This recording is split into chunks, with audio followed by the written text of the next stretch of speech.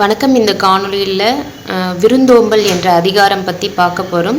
முதல் குறள் பாருங்க, இருந்தோம்பி இல்வாழ்வது எல்லாம் விருந்தோம்பி வேளாண்மை செய்தற் பொருட்டு. இங்கே இருந்தோம்பி என்ன, ஓம்பி என்ன, காத்து. இருந்துன்னா இங்கே என்ன சொல்கிறாங்கன்னா, நம்ம பொருள், நம்மக்கிட்ட செல்வங்கள் இருக்கும் இல்லையா, அந்த பொருளினுடைய இல்வாழ்க்கையெல்லாம் என்ன அப்படின்னு பார்த்தீங்கன்னா, விருந்தினர்கள், நம்ம வீட்டுக்கு வரக்கூடிய விருந்தினர்களை காத்து அவங்களுக்கு அதை கொடுத்து வேளாண்மை என்ன இந்த திருக்குறளில் உதவி என்ற பொருள் தரும்.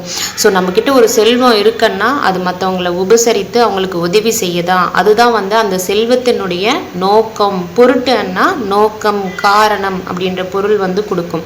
ஸோ இப்போ நம்மக்கிட்ட செல்வம் நிறையா இருந்தால் அதனுடைய நோக்கமும் காரணம் என்ன அப்படின்னு பார்த்தீங்கன்னா, விருந்தினர்களை உபசரித்து அவங்களுக்கு நல்ல ஒரு விருந்தை கொடுக்கறது தான். இருந்தோம்பி இல்வாழ்வது எல்லாம், அதுதான் ஒரு இல்வாழ்க்கை அப்படின்னு சொல்றாங்க. இருந்தோம்பி இல்வாழ்வது எல்லாம் விருந்தோம்பி வேளாண்மை செய்தற் பொருட்டு. இரண்டாவது குறள் பாருங்க, விருந்து புறத்தா தான் உண்டல் சாவா மருந்தெனினும் வேண்டார் பாற்று அன்று. விருந்தினர்கள் வந்திருக்காங்க, அவங்க புறத்தைன்னா இப்போ நம்ம வீட்டுக்கு வெளியவோ இல்லை வெளியே எங்கேயோ போயிருக்காங்க, விருந்தினர் வந்தவங்க வெளியே இருக்காங்க. அப்படி இருக்கிற பட்சத்தில் தான் உண்டல், நம்ம சாப்பிட்றது சாப்பிடக்கூடாதா, எப்போ சாப்பிடக்கூடாதுன்னா சாவா மருந்தெனினும், விருந்தினர் நம்ம வீட்டுக்கு வெளியே இருக்காங்கன்னா அந்த மருந்து சாப்பிட்டா நம்ம சாக மாட்டோம் அப்படின்னாலும் அது சாப்பிடக்கூடாது. அது விரும்பத்தக்கது அன்று. வேண்டார் பாற்று என்ற வார்த்தைக்கான பொருள் பார்த்தீங்கன்னா விரும்பத்தக்கது. அன்றுன்னா அது ஒரு நல்ல விஷயம் அல்ல, விரும்பக்கூடிய விஷயம் அல்ல அப்படின்னு சொல்றாங்க. எது விரும்பக்கூடிய விஷயம் அல்ல, விருந்தினர் நம்ம வீட்டுக்கு வெளியே இருக்காங்க, அப்போ அந்த மருந்தை சாப்பிட்டாலும் அந்த மருந்து சாப்பிட்டா நீ சாக மாட்ட அப்படின்னு சொன்னாலும் நம்ம அது சாப்பிடாம விருந்தினர் வரட்டும்னு காத்திருக்கணும் அப்படின்ற மாதிரி சொல்லியிருக்காங்க. தேர்ட் ஒன் பாருங்க, வருவிருந்து வைகளும் ஓம்புவான் வாழ்க்கை பரு பால்படுதல் இன்று. அதாவது வருவிருந்து வைகளும், வரக்கூடிய விருந்தினர்களை போற்றுவங்க. ஓம்புவான்னா போற்றுபவன், வர்றவங்கள நல்லா உபசரித்து கவனக்கூடியவங்களுடைய வாழ்க்கையில பரு அந்த வார்த்தைக்கான பொருள் துன்பம். துன்பம் அவங்கள பால்படுத்தாது, அவங்கள வேதனைக்கு உட்படுத்தாது அப்படின்னு சொல்றாங்க. வருவிருந்து வைகளும், வந்த விருந்தினருக்கு நல்லா வச்சு நிறைய உபசரித்து வாழக்கூடிய வாழ்க்கை பார்த்தீங்கன்னா அவங்களுடைய வாழ்க்கையில துன்பம் பால்படுத்தாது, கஷ்டப்படுத்தாது அவங்கள அப்படின்றது சொல்றாங்க. பால்படுதல் இன்றன்னா கஷ்டப்படுத்தாது. வருவிருந்து வைகளும் ஓம்புவான் வாழ்க்கை பருவந்து பால்படுதல் இன்று. ஃபோர்த் ஒன் பாருங்க, அகனமர்ந்து செய்யால் உரையும் முகனமர்ந்து நல்விருந்து ஓம்புவான் இல். இப்போ அகன் அமர்ந்தன்னா, இந்த அகன்னா வீடு, வீட்டுக்குள்ள அமர்வாங்களாம். யார் அமர்வாங்கன்னா செய்யால். செய்யாலன்னா இங்க யாரை குறிப்பிடுறாங்கன்னா பெண் தெய்வத்தை குறிப்பிடுறாங்க. செய்யால் உரையும், அப்போ நம்ம வீட்டுக்குள்ள அகத்துல பெண் தெய்வம் தங்குமா, உரையும்னா தங்குமா. யார் வீட்டுல அது போல பெண் தெய்வம் தங்கும் அப்படின்னு பாத்தீங்கன்னா, முகன் அமர்ந்து நல்விருந்து ஓம்புவான் இல், முகம் மலர்ந்து நல்ல விருந்து கொடுத்து விருந்தினர்களை காத்து, ஓம்புவான் காத்து இருக்கக்கூடிய, இல்லன்னா இல்லத்துல, அவங்களுடைய இல்லத்துல இந்த பெண் தெய்வம் தங்கும் என்றதை சொல்லியிருக்காங்க. அகனமர்ந்து செய்யால் உரையும் முகனமர்ந்து நல்விருந்து ஓம்புவான் இல். வித்தும் இடல் வேண்டும் கொல்லோ விருந்தோம்பி மிச்சில் மிசைவான் புலம். புலம் இங்க நிலத்தை குறிப்பிடுறாங்க. வித்து அண்ணா நம்மளுக்கு தெரியும்.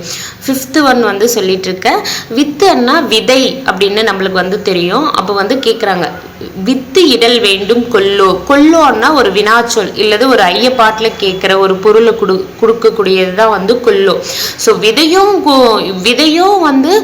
அங்கே போடணுமா அப்படின்னு ஒரு கொஷின் மார்க்கு. எங்கே போடணுமா அப்படின்னு கேட்குறாங்கன்னு பார்த்தீங்கன்னா, விருந்தோம்பி மிச்சில் மிசைவான் புலம். வந்த விருந்தினர்களை நல்ல காத்து, ஓம்பின்னா காத்துன்னு பார்த்துட்டு இருக்கோம் இல்லையா. ஸோ விருந்தினர்களை நல்லா உபசரித்து அவங்க போன பிறகு விருந்தினர் சாப்பிட்டது மிச்சம் மிச்சம் இருக்கும் இல்லையா, அதுதான் மிச்சில். மிச்சில் மிசைவானன்னா அந்த மிச்சத்தை சாப்பிட்டு இருக்கக்கூடிய உங்களுடைய நிலத்துல விதை வந்து இடணுமா, தானாவே வந்து அந்த தாவரங்கள் வந்து வரும் அப்படின்னு சொல்றாங்க. வித்தும் இடல் வேண்டும் கொள்ளோ விருந்தோம்பி மிச்சில் மிசைவான் புலம். விருந்தினர்களை காத்து அவங்க போன பிறகு மிச்சத்தை சாப்பிட்டு இருக்கக்கூடிய நிலத்துல விதை வந்து நம்ம இடணுமா, அவங்க வந்து நல்ல வேலை தானே செஞ்சிருக்காங்க, தானாவே வந்து தாவரங்கள் வளரும் அப்படின்ற மாதிரி பொருள் வந்து கொடுத்துருக்காங்க. 6th ஒன் வந்து பாருங்க, செல்விருந்து ஓம்பி வருவிருந்து பார்த்திருப்பான் நல்விருந்து வானத்தவருக்கு. செல்விருந்துன்னா வந்த விருந்தினர்களை நல்லா உபசரித்து பாதுகாத்து அனுப்பிட்டு, வருவிருந்து பார்த்திருப்பாருன்னா அடுத்து விருந்தினர்கள் யார் வருவாங்க அப்படின்ட்டு வெயிட் பண்ணிட்டு இருப்பாங்களாம். இது போல நபர் வந்து பார்த்தீங்கன்னா தேவர்களுக்கு நல்விருந்து கொடுக்கக்கூடிய உங்களோட கம்பேர் பண்ணி சொல்றாங்க. அந்த அளவுக்கு நம்ம என்ன பண்ணுவோம், வீட்டில் யாராவது வந்து விருந்தினர்கள் போனாங்கன்னா அப்பா நிறைய வேலை முடிஞ்சுது, இன்னும் ஒரு மாசத்துக்கு யாரும் வராதிங்க அப்படின்னு நினைப்போம். பட் அவங்க வந்து அப்படி கிடையாது. இப்போதான் விருந்தினர்கள் வந்து பண்ணாலும் அடுத்து விருந்தினர்கள் யார் வருவாங்க அப்படின்னு காத்துட்டு இருப்பவங்க வானத்தவருக்கன்னா வானத்து தேவர்களுக்கு நல்விருந்து கொடுக்கக்கூடிய அளவுக்கு வந்து ஒப்பிட்டு வந்து சொல்றாங்க. 7th ஒன் வந்து பாரு, இணை துணை தென்பதொன்றில்லை விருந்தின் துணை துணை வேள்வி பயன். இப்போ இதில் என்ன சொல்கிறாங்கன்னா, ஃபர்ஸ்ட்ல நான் ஒரு டீட்டெயில் மட்டும் சொல்லிடுறேன், அதுக்கப்புறம் இந்த திருக்குறள் படிச்சிங்கன்னா உங்களுக்கு விளங்கும்.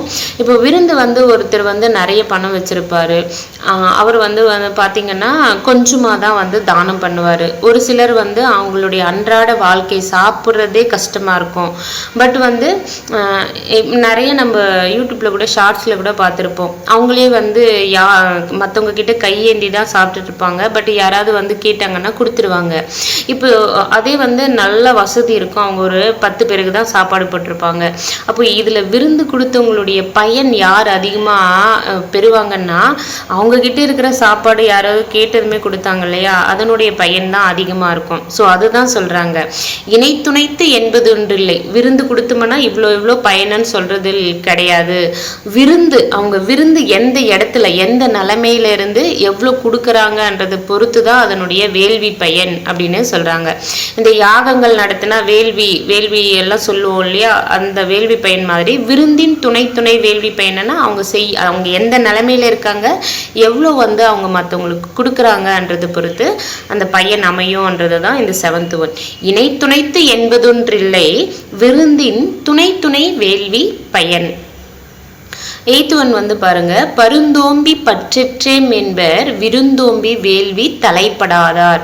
இந்த பரிந்தோம்பி என்ன, பரிந்தன்னா வருந்தி, ஓம்பி என்ன காத்து, வருந்தி காத்தும் அதை வந்து நம்ம பயன்படுத்தலையே, பற்றற்றேம் என்பாங்களாம். ஐயோ நம்ம இவ்வளோ கஷ்டப்பட்டு காத்தும் வந்து இதை வந்து நம்ம வந்து பயன்படுத்தலையே அப்படின்னு அனுப்பாங்களாம். யாரு அப்படின்னு பார்த்தீங்கன்னா விருந்தோம்பி வேள்வி தலைப்படாதார். அவங்க கிட்ட இருக்கக்கூடிய பொருளை வந்து மற்றவங்களுக்காக அந்த விருந்தெல்லாம் கொடுத்து அதில் வந்து ஈடுபடாதவங்க. தலைப்படாதாரன்னா அந்த விருந்தோம்பல்ல ஈடுபடாதவங்க வந்து என்ன பண்ணுவாங்க, அவங்க கஷ்டப்பட்டு காத்த பொருள் எல்லாம் வந்து பயன்படுத்தாம முடியாம போயிட்டே இழந்துட்டோமே அப்படின்ட்டு வருந்துவாங்களாம். அடுத்து வந்து பாருங்க 9th ஒன், உடைமையில் இன்மை விருந்தோம்பல் ஓம்பா மடமை மடவார்கண் உண்டு. உடைமைன்னா இங்க செல்வத்தை வந்து குறிக்குது. செல்வம் நம்ம கிட்ட இருக்கு, இருந்தும் வந்து துன்பமா. ஏன் துன்பம் அப்படின்னு பார்த்தீங்கன்னா, அவங்க அந்த செல்வத்தை வந்து விருந்தோம்பல் பண்ணவே இல்லை. அவங்க வந்து மடமை என்ன சொல்லுவோம், அறிவற்றவங்களை வந்து சொல்லுவோம். அதுதான் அவங்க அறிவில்லாத ஒரு நிலை அப்படின்னு சொல்றாங்க. மடமை என்ன, விருந்தோம்பல் ஓம்பா, விருந்தோம்பலே அவங்க கொடுக்கல, அது வந்து அவங்களுடைய அறிவில்லாத ஒரு தன்மை. இது வந்து அறிவில்லாதவங்க கிட்ட தான் உண்டு. மடவார்கண் உண்டுன்னா இது போல பணம் இருந்தும் மற்றவங்களுக்கு கொடுக்காம இருக்கிறது அறிவில்லாத விஷயம். சேம் டைம் இந்த அறிவில்லாத விஷயம் யார்கிட்ட இருக்கும், அறிவற்றவங்க கிட்ட தான் இருக்கும்ன்றது தான் மடவார்கண் உண்டுன்னா அறிவற்றவங்க கிட்ட இருக்கக்கூடிய ஒரு நிலைமை இது அப்படின்னு சொல்றாங்க. அடுத்து வந்து பாருங்க, மோப்பக்குலையும் அனிச்சம் முகம் திறந்து நோக்க குலையும் விருந்து. அனிச்ச அனிச்சம் பண்ணிட்டு ஒரு மலர் இருக்கு, அது வந்து நம்ம முகர்ந்து பார்த்தோம்னா அது வாடிருமா, குலையும்னா வாடி போயிடும். அதுபோல முகம் திறந்து நோக்கக்குள்ளையும் விருந்தினர்கள் வந்திருக்காங்க அப்படின்னா நம்மளுடைய முகம் வந்து மாறி ஒரு மாதிரி நம்ம நடத்துறோம்னா அந்த விருந்தும் வந்து பார்த்தீங்கன்னா வாடி போயிடும், குலையும் அப்படின்னு சொல்றாங்க. இந்த 10 குறள் மட்டும் ஒரு வாட்டி குயிக்கா ரிவைஸ் மட்டும் பார்த்துருவோம். இருந்தோம்பி இல்வாழ்வது எல்லாம் விருந்தோம்பி வேளாண்மை செய்தற் பொருட்டு. விருந்து புறத்தா தானுண்டல் சாவா மருந்தனினும் வேண்டார் பாற்று அன்று. வருவிருந்து வைகளும் ஓம்புவான் வாழ்க்கை பருவந்து பால்படுதல் இன்று. அகனமர்ந்து செய்யால் உரையும் முகனமர்ந்து நல்விருந்து ஓம்புவான் இல்.